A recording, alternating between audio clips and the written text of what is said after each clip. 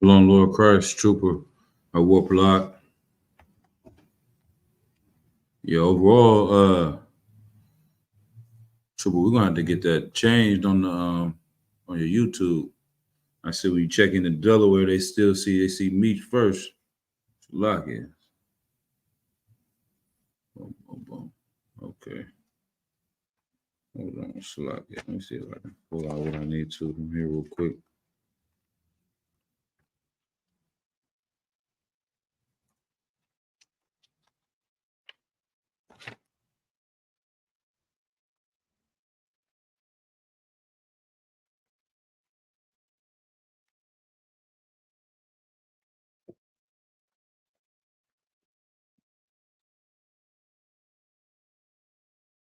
Yeah, I can find this real quick.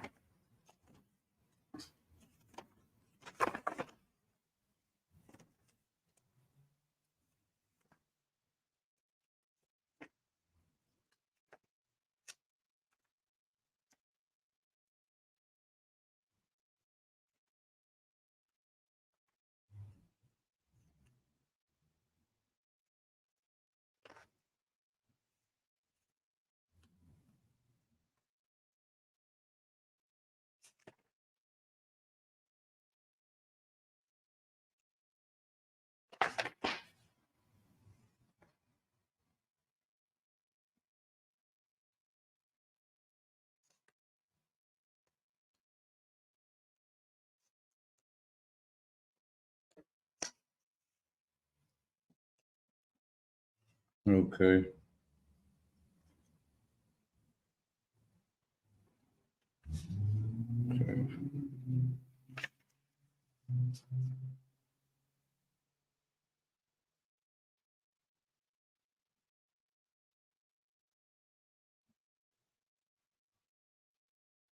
Okay.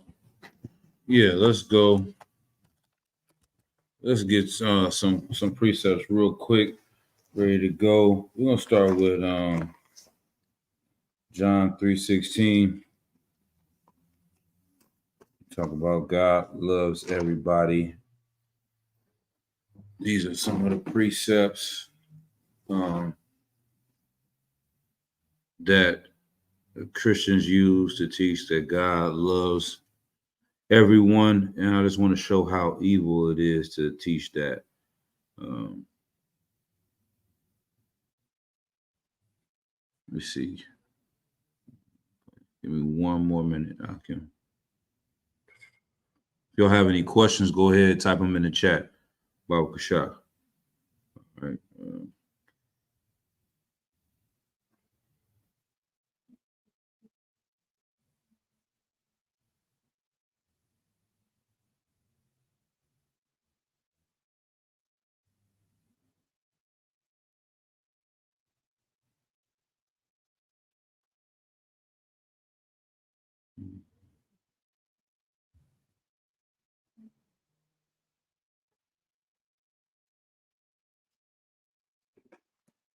Go ahead and get John chapter 3, verse 16.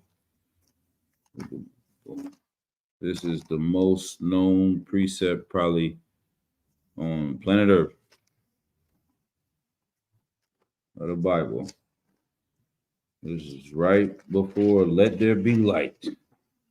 The book of John, chapter 3, verse 16. And it reads, For God so loved the world. All right, hold on. See, a brother got a question right here. If I may, sir, Wisdom of Solomon 18:24. Is that a good precept to break down the world? Let's go to that. Right.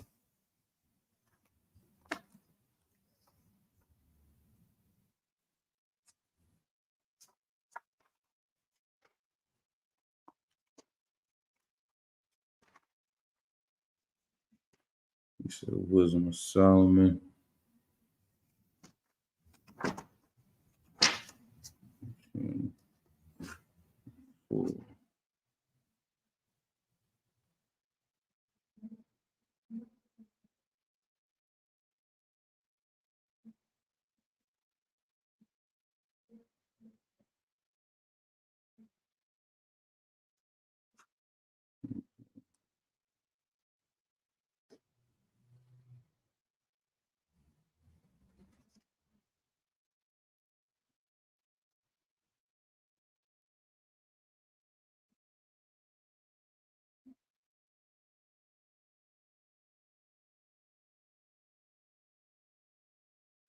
Okay, hold on. Let me go. Let me go a little bit.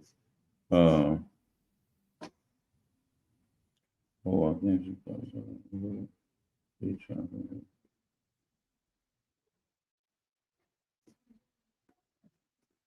let me see if I can understand the question. So he said, "The is that a good precept to break down the world? Like, what do you mean the world? Because the world we know can mean a lot of different things. You can mean the world as people that are in the world as the whole planet Earth, the world as the Israelite world. Just if you can just be a little bit clear on what you're saying you were trying to use this for the world, right? I can give you a breakdown of what this means in the context of what's being said. But okay, the world for John 3:16. Israel. Okay, okay. So you're saying is this meaning Israel? All right, we'll go back to it real quick. So let's go up to we'll start at verse 15. The book of the wisdom of Solomon, chapter 18, verse 15. Thine almighty word leaped down from heaven out of thy royal throne as a fierce man of war in the midst of a land of destruction. Right? It's talking about how the Lord is going to send, Christ to come and free us in the land of our destruction, right? And brought thine unfeigned commandment as a sharp sword, and standing up, filled all things with death, and it touched the heaven, but it stood upon the earth. Then suddenly visions of horrible dreams troubled them sore, and terrors came upon them unlooked for. And one thrown here and another there, half dead, showed the cause of his death.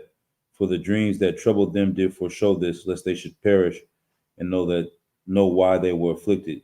Yea, the tasting of death touched the righteous also, and there was a destruction of the multitude in the wilderness, but the wrath endured not long. For then the blameless man made haste and stood forth to defend them and bring the shield of his proper ministry, even prayer, and the propitiation of incense set himself against the wrath, and so brought the calamity to an end, declaring that he was thy servant. Verse 22, so he became the destroyer, not with strength of body nor force of arms, but with a word subdued he him that punished, alleging the oaths and covenants made with the fathers. For when the dead were now fallen down by heaps, one upon another, standing between, he stayed the wrath and parted the way to the living. For in the long garment was the whole world, and in the 4 rows of the stones was the glory of the fathers graven, and thy majesty upon the diadem of his head. Unto these the destroyer gave place and was afraid of them, for it was enough that they only tasted of the wrath. So lock it. So yeah, I'm gonna have to double check on that one. I'm gonna have to double check on that preset. Let me go ahead and write that down in my questions. I'm not even gonna answer that one. That's a good question though. Let me see. Make sure I come back next week with that. Put in my questions.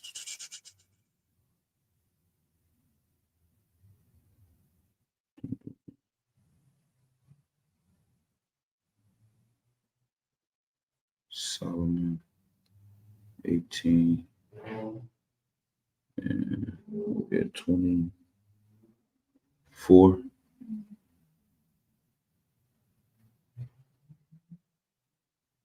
He said Aaron wore the long garment with the stones. Is this in there? You see Aaron in the beginning of this chapter, or is that somewhere else you're talking about? As far as him being the high priest wearing that long garment. For in the long garment was the whole world, and in 4 rows of the stones was the glory of the fathers graven, and thy majesty upon the diadem of his head. So this is talking about a high priest that's wearing that garment with the 4 rows of the stones. But yeah, this is talking about something that's being descriptive. So I don't want to use it in the context of John 3:16. So I get the official breakdown on it. But let's go to Mathumyan's question. So I had the question about the character Enoch. Is he an actual person? Yes, Enoch was an actual person. It talks about Enoch in Genesis. Uh, the book of Enoch is not the word, though it's not the truth. They tell you in the book of Enoch that it's not the book of Enoch that these people are reading. It's something that they piece together or put together in their own interpretation of what they think about Enoch. But I think if we go into the words, Genesis and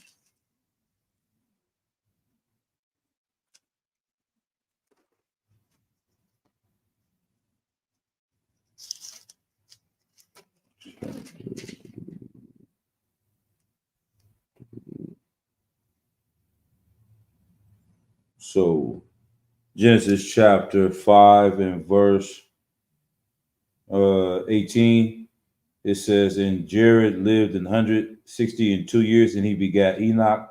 And Jared lived after he begat Enoch 800 years, and begat sons and daughters. And all the days of Jared were 962 years, and he died.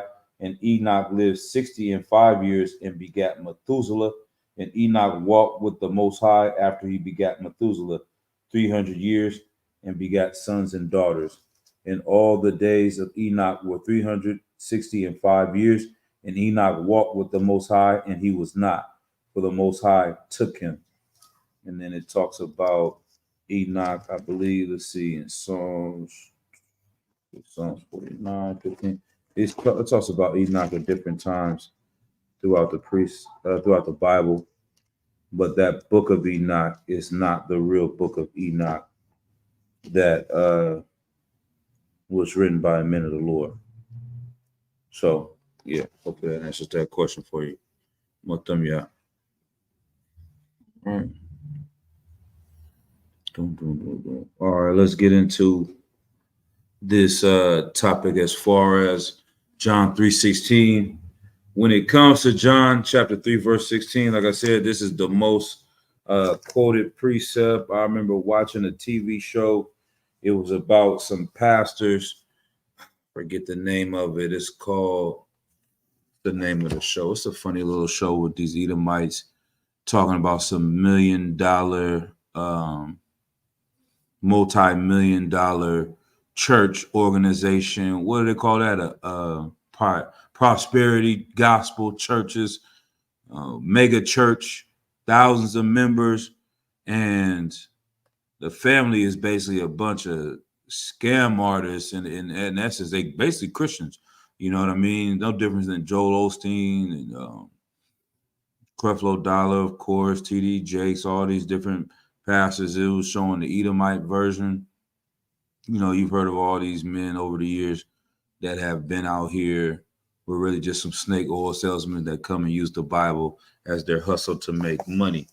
But long story short, in the episode, I guess something happened with the pastor they had.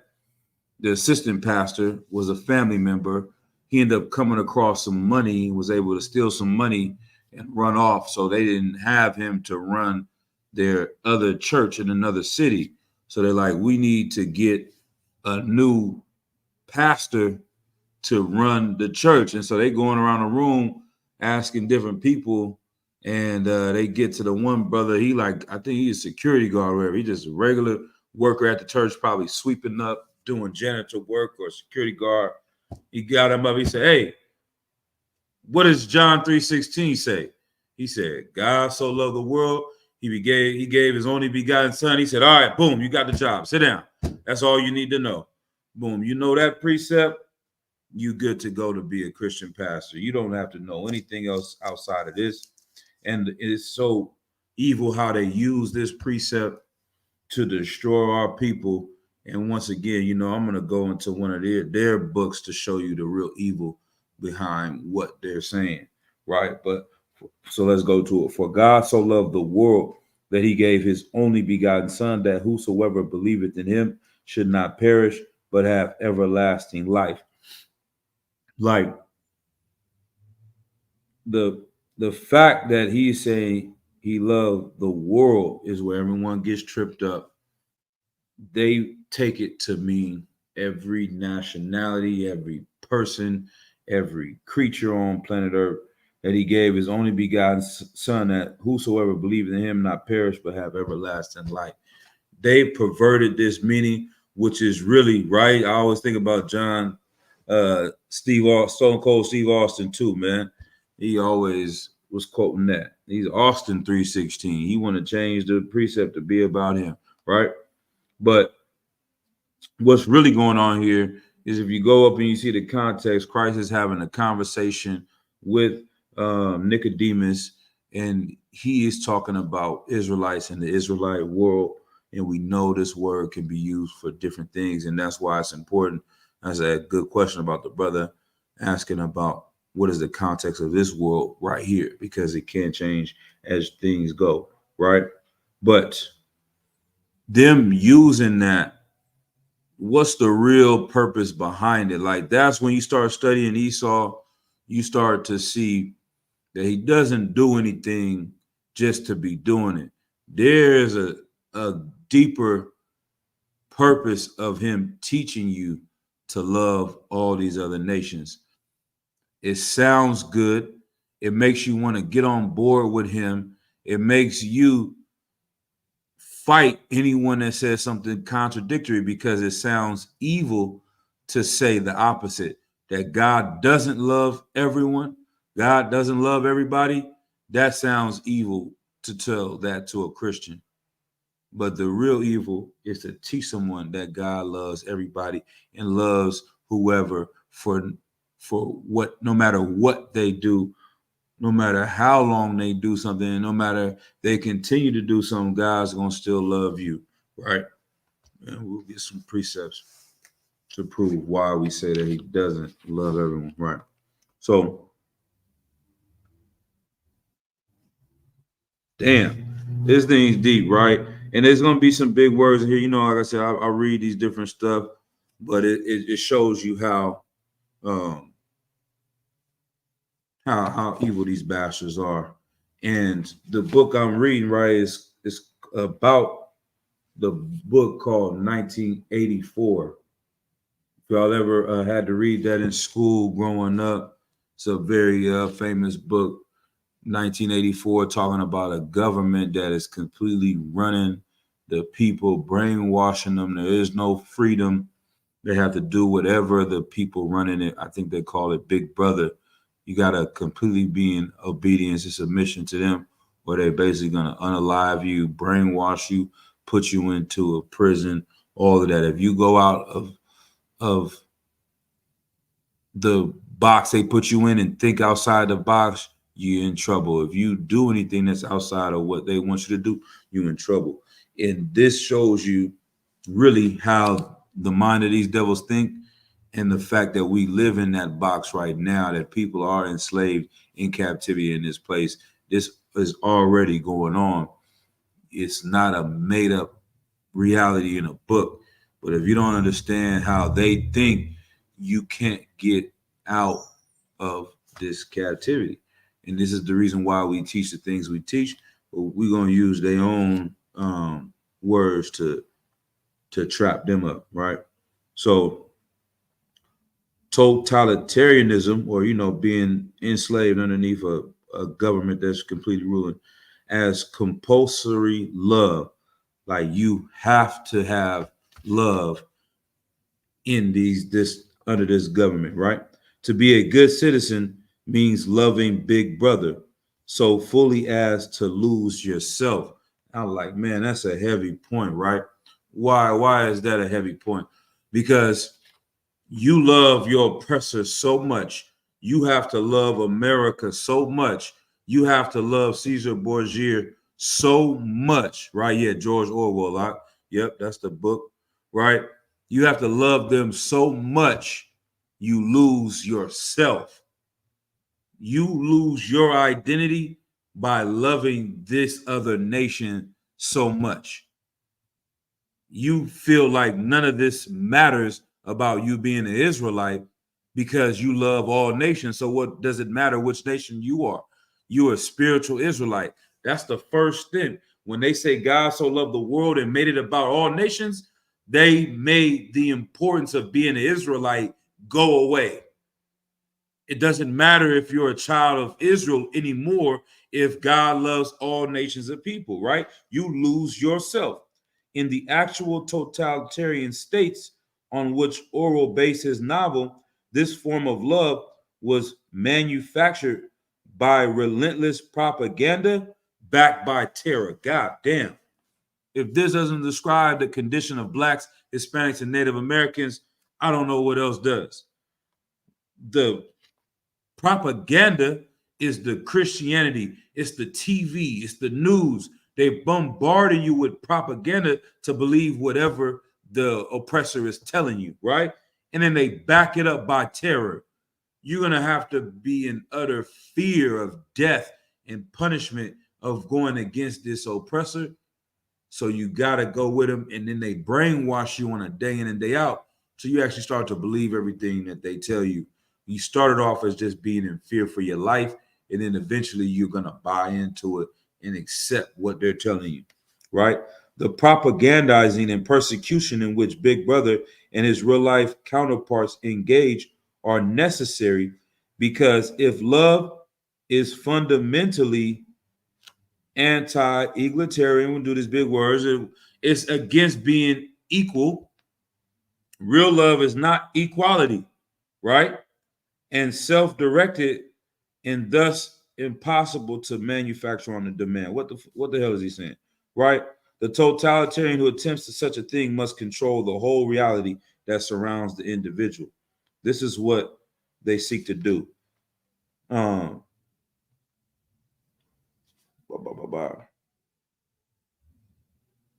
The consequence of the ruler is that they compel the citizens to collude, like to live in false reality, basically, because manufacturing love is not truly possible. Citizens must instead constantly pretend they love their ruler, and this risks blurring the line between fiction and reality in their own souls. Like, that's what they do. You don't really love the oppressor. You really don't love the white man. You pretending to love him, right? Black people always, old black folks always had something to say about how evil your oppressor was. Like, I remember my grandmother, she used to be in our backyard talking about how evil the Edomites were to us in Texas where she grew up. But then she would start whispering, like she didn't want the neighbors to hear. She didn't want them to hear what she was saying. And then she would always say, well, there are some good white people.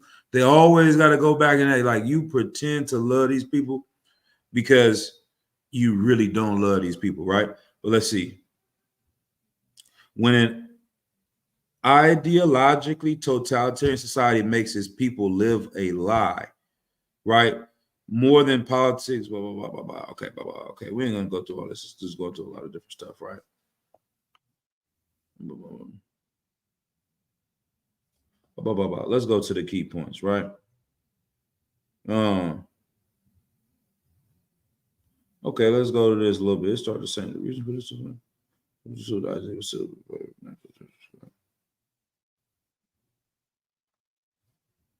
okay.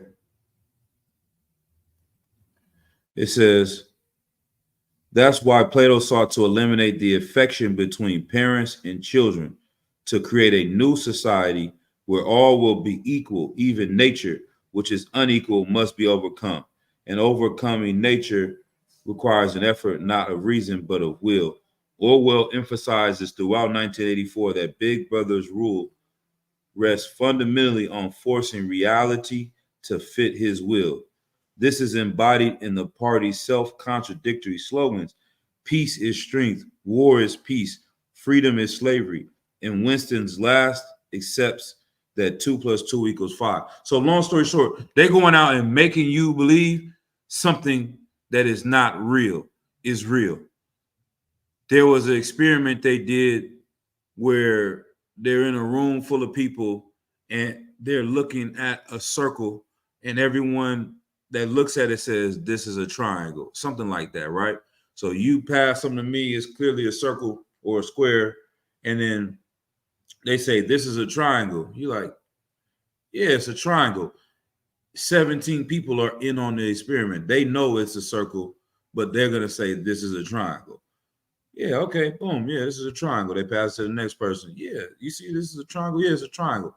They go to the next person. They do that 16, 17 people. By the time they get to the 18th person, you don't know this is an experiment. You just go along with what everyone is saying. You're like, yeah, that is a triangle. You don't even want to go against what the majority of the people are saying, even though in your mind, you know, that is clearly a circle. But people will follow and fall into that. And that's how you know you got these people. If you can tell them to believe some bull, some BS, right? So it's saying, once again, they teaching you freedom is slavery. They teaching you peace is strength, or, you know, war is peace. 2 + 2 = 5. These contradictions help break down the independent judgment and thus the autonomy of its citizens. If they accept such blatant lies as truth, they will accept anything. So there's a precept for that. We'll go to that real quick, man. This is why we say the white man is the devil the Bible speaks of, right? We go to Revelations, what is that, 12?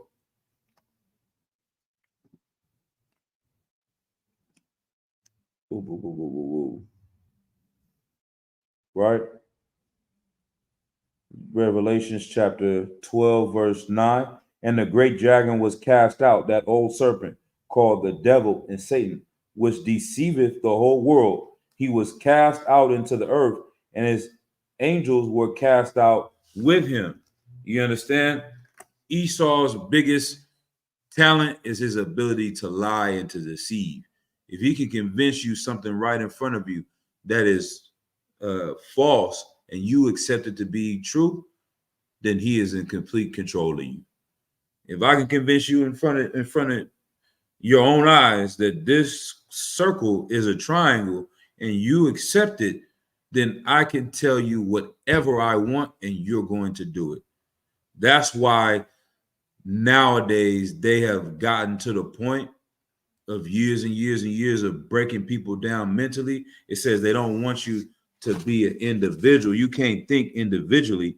So it says, once again, it says, these contradictions help break down the independent judgment and thus autonomy of the citizens. If they accept such blatant lies as truth, they'll accept anything. If you will accept that a boy can become a girl and a girl can become a woman, they got an emoji with a man that's pregnant on your phone right now. You can go ahead and put an emoji and send it to somebody with a man with a pregnant, because they say men can get pregnant nowadays. They say men have periods. They want to put tampons in the men's bathroom because they say men can have a cycle. That's not a man. That is a woman.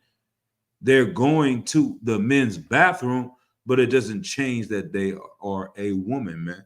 Right? But if they can convince you to accept that, but it didn't just happen that easily. Like, you're going to the point and saying, well, how in the hell are they saying a man can become a woman? You know it's not true. It didn't start there. They broke you going back, way back, when they told you that Christ was a white boy. They went way back when they told you that you come from Africa. They went way back when they were able to convince you all of these other lies before. They can clearly tell you that a boy can become a girl. When they told you a man and a woman can get married, I mean, a man and a man can get married, they slowly are breaking you down where you don't think individually that you'll accept whatever they tell you, that now they can pretty much tell you something you even know is wrong. And people are going to go out and say that. Yes, a man, what is it? Trans women are women. What does that even mean? You know what I'm saying? It's not a truth. It's not reality, right? So boom.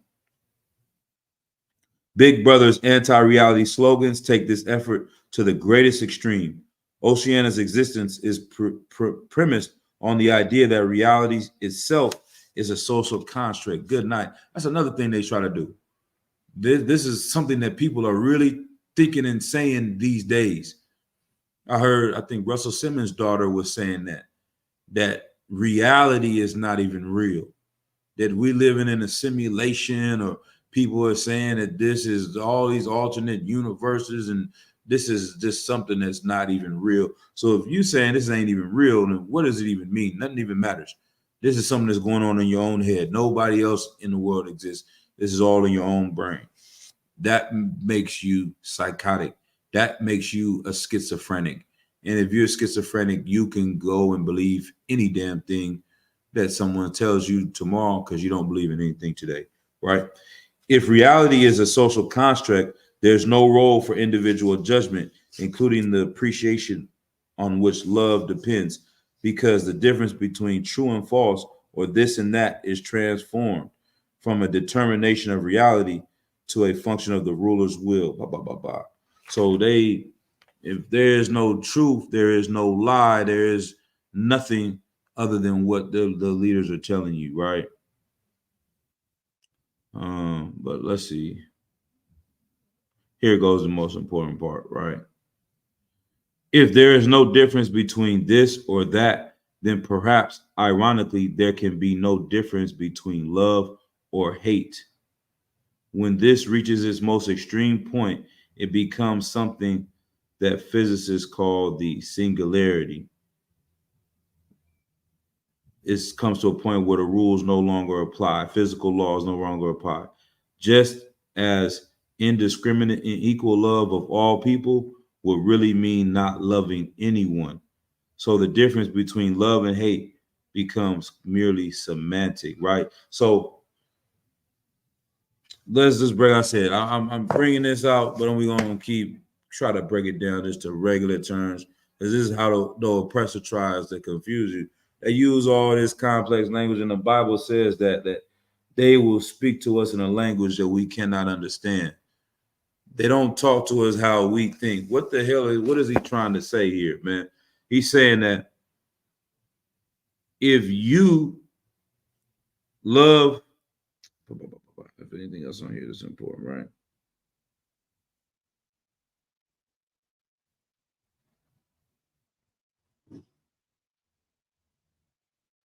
One more time. It says that just as indiscriminate and equal love of all people would really mean not loving anyone.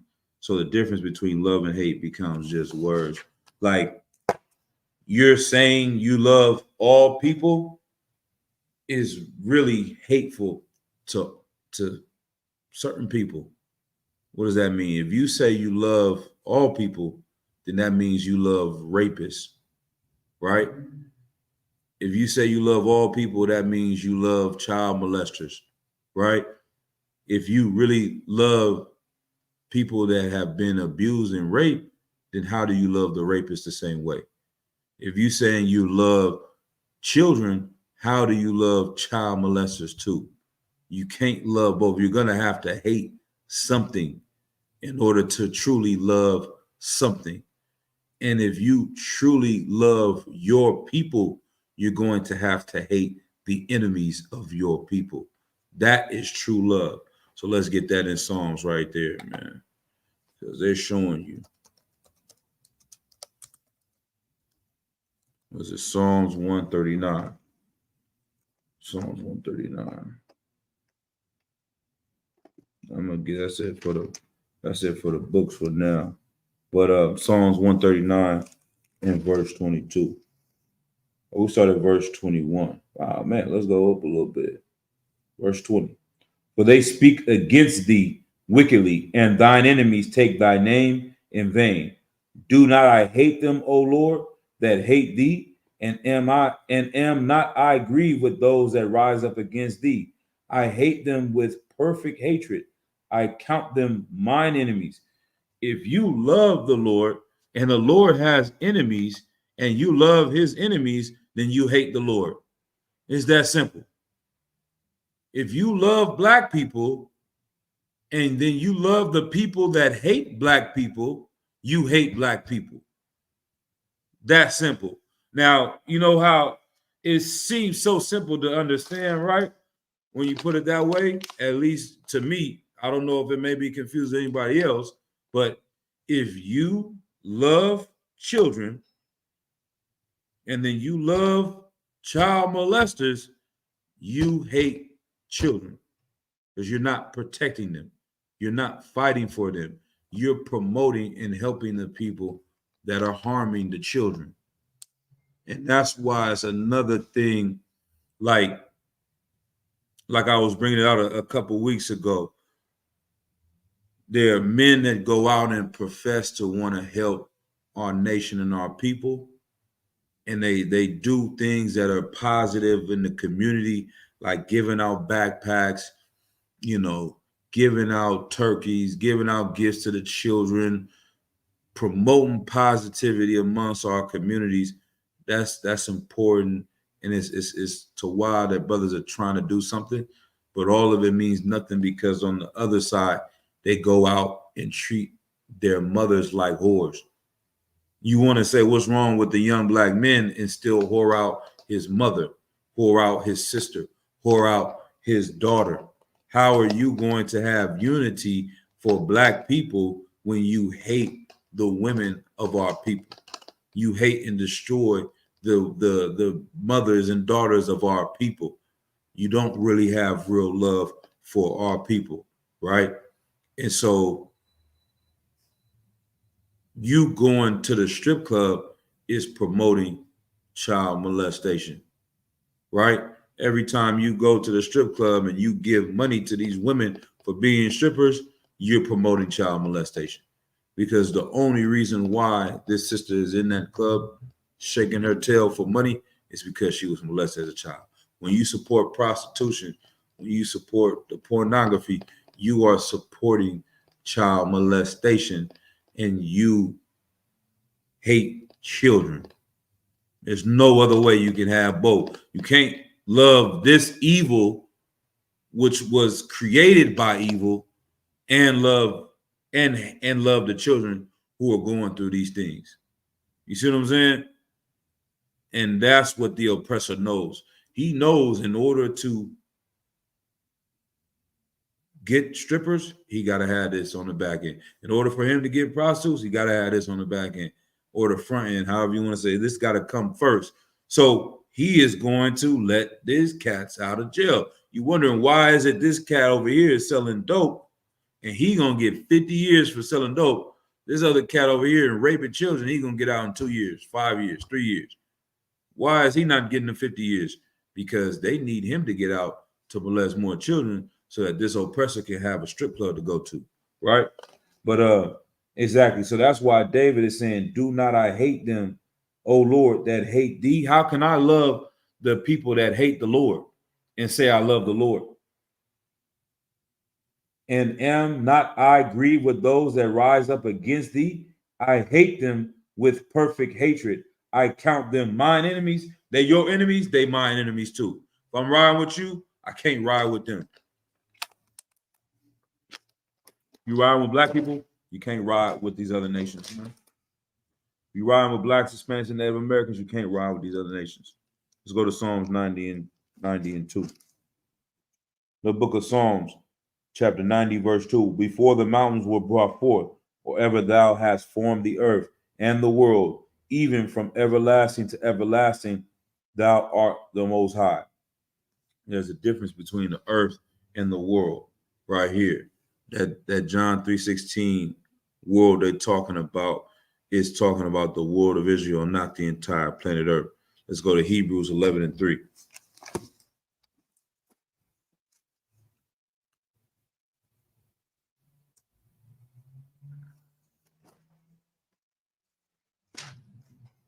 Hebrews 11 and 3.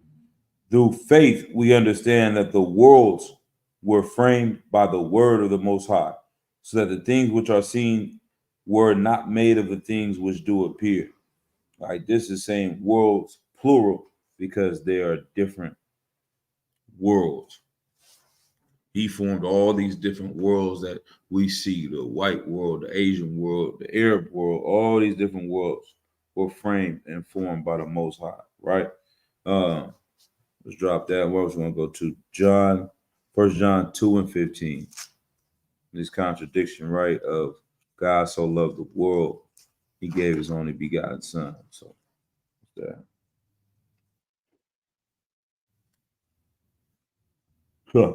First John chapter 2, verse 15. Love not the world, either the things that are in the world. If any man love the world, the love of the Father is not in him. Right? For all that is in the world, the lust of the flesh and the lust of the eyes and the pride of life is not of the Father, but is of the world. Right? And so how can you, once again, love the Lord and love the things that are against the Lord? You can't love rainbow people, LGBT, or how that Cap said, the legit.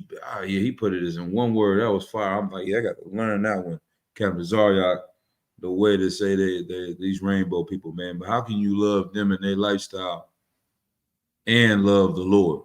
You're gonna have to choose one. You're either gonna love one and hate the other.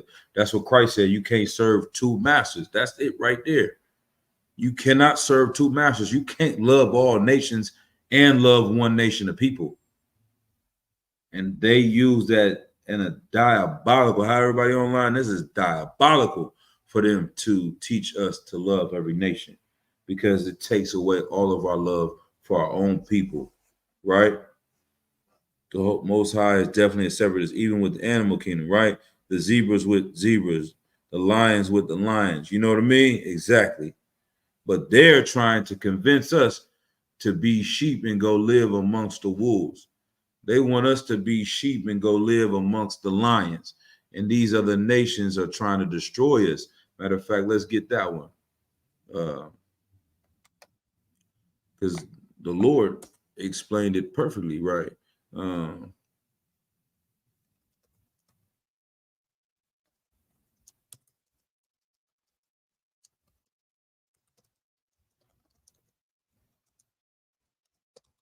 What's that? It's Isaiah?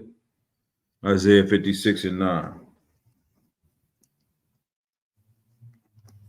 The book of Isaiah, chapter 56, verse 9. And it reads, let's see if we go up a little bit.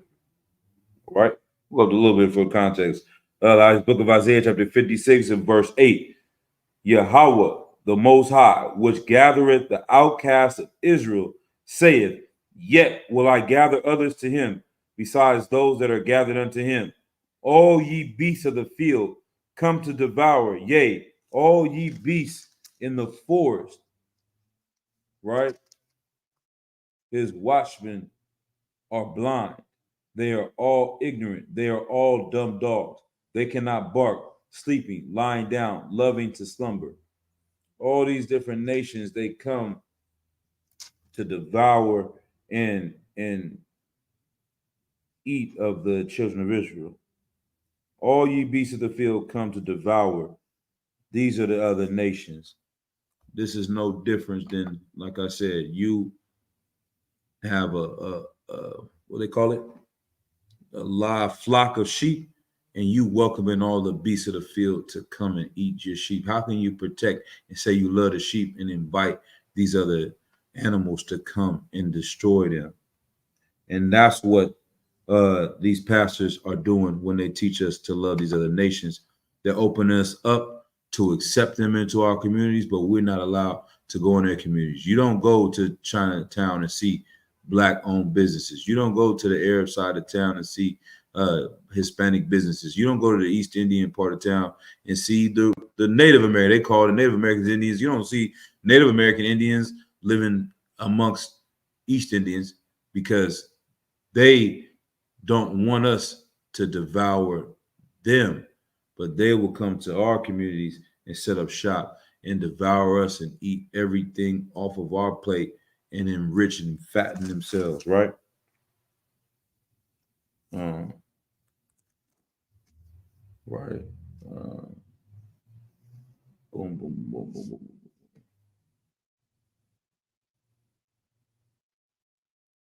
Verse 10. His watchmen are blind. Isaiah 56 and verse 10. His watchmen are blind.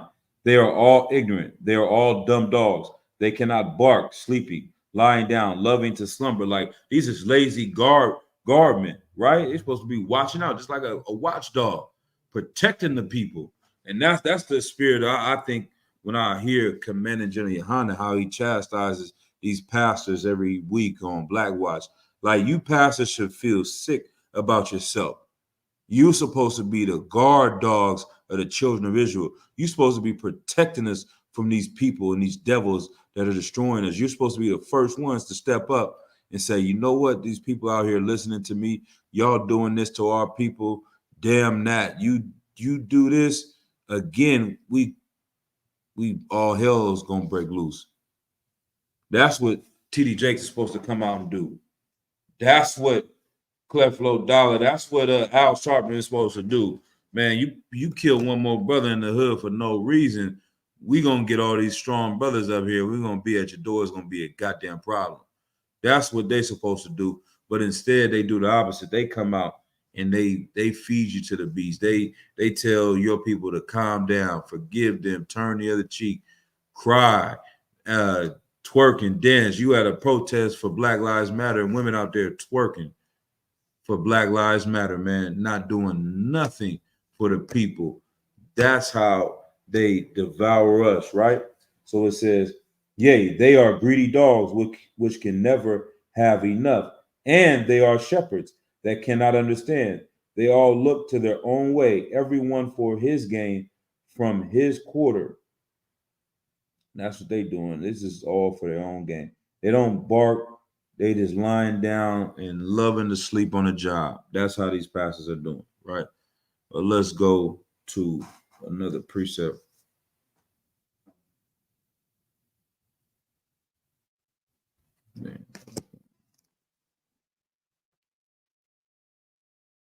Let's go to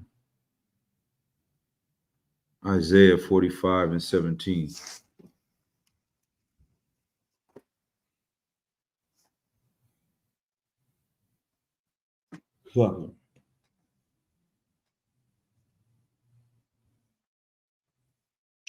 Verse 7, Isaiah 45 and 17. But Israel shall be saved in the Lord with an everlasting salvation. Ye shall not be ashamed nor confounded, world without end. This is the world that shouldn't be confounded. This is the world that will not end. Children of Israel will be saved. This is who Christ was talking about in John 3:16. And so, like I said, I think I was talking about that last couple weeks ago, where your love meter, you only got so much love to give. Your hatred meter, you only got so much hatred to give. You have drained all of your love and given your good love, you know what I'm saying, to these heathens. Like you giving the best love that you can have to the enemy. Why am I saying that, right? Let's go to Corinthians. It's an excellent class where General Muhammad was breaking down what love is, right? The book of 1 Corinthians chapter 13, verse 2. And though I have the gift of prophecy and understand all mysteries and all knowledge, and though I have all faith so that I could remove mountains and have not charity, I am nothing. Like if you don't have love and other things you're doing, you don't have anything. And though I bestow all my goods to feed the poor, and though I give my body to be burned and have not charity, it profited me nothing. Charity suffereth long and is kind. Charity envieth not. Charity vaunteth not itself, is not puffed up. Like true love is to suffer it long. If you are suffering with Black people and you forgive them, you really love them.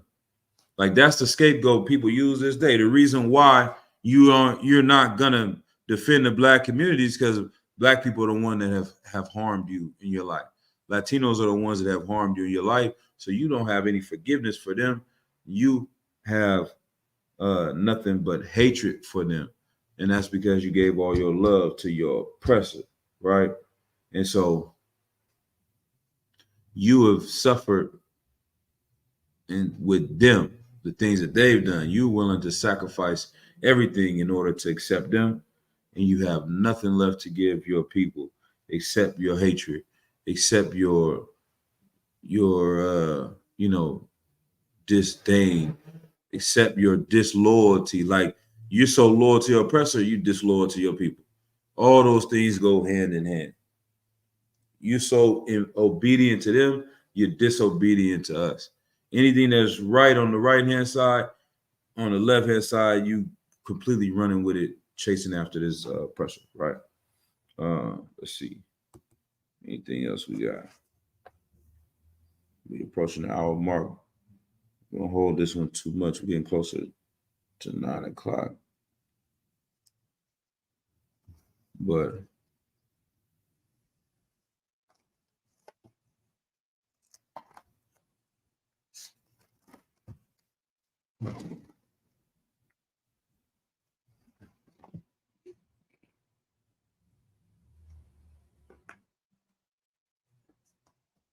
it's Acts chapter 2 and verse 21. Here you go. The book of Acts chapter 2 and verse 21. And it reads, and it shall come to pass that whosoever shall call on the name of Yahweh shall be saved. But once again, whosoever, this ain't talking about whosoever, anybody from any nation, whosoever has been a sinner and has fallen into the world that changes their life, they'll get the opportunity, right? Whosoever shall call on the name of Yahweh shall be saved. Ye men of Israel, hear these words. Yahweh of Nazareth, a man approved of the Most High among you by miracles and wonders and signs, which the Most High did by him in the midst of you, as ye yourselves also know. Right?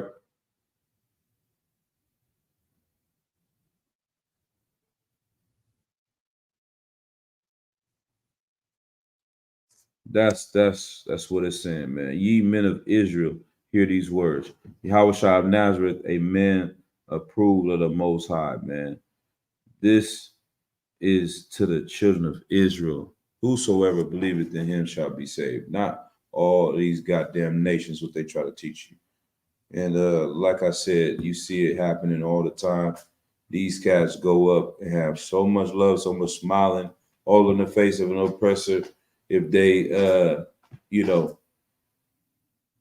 you made it in the famous world, they just cheesed up. But who do they gotta marry? They gotta marry a goddamn Edomite woman. Like you on the back end have so many great things. Like ask one of these dudes that's in an interracial marriage and they love the oppressor's women, and then you tell them why they didn't get a black woman, they'll come up with 1,000 things to hate black women. But if you tell them a reason for them to hate the oppressor and their race of people, they'll say that you're being hateful.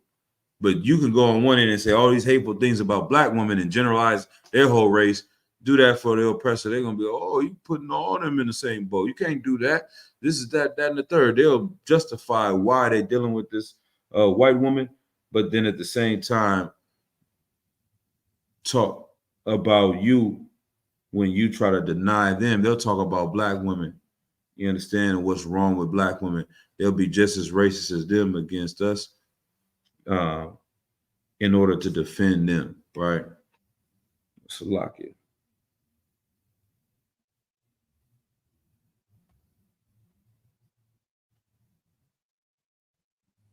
If y'all brothers don't have any other questions, we're gonna go ahead and close out this class. Let's see. That one is a good one. He's cheesed up. Right on, brother. Right on now. Yeah, we'll go ahead and salute though. Akim, Yahweh Bashim Yashah Bragatham to all the brothers, Yahweh Shamar Hatham Bashim Yashah to all the sisters. All right.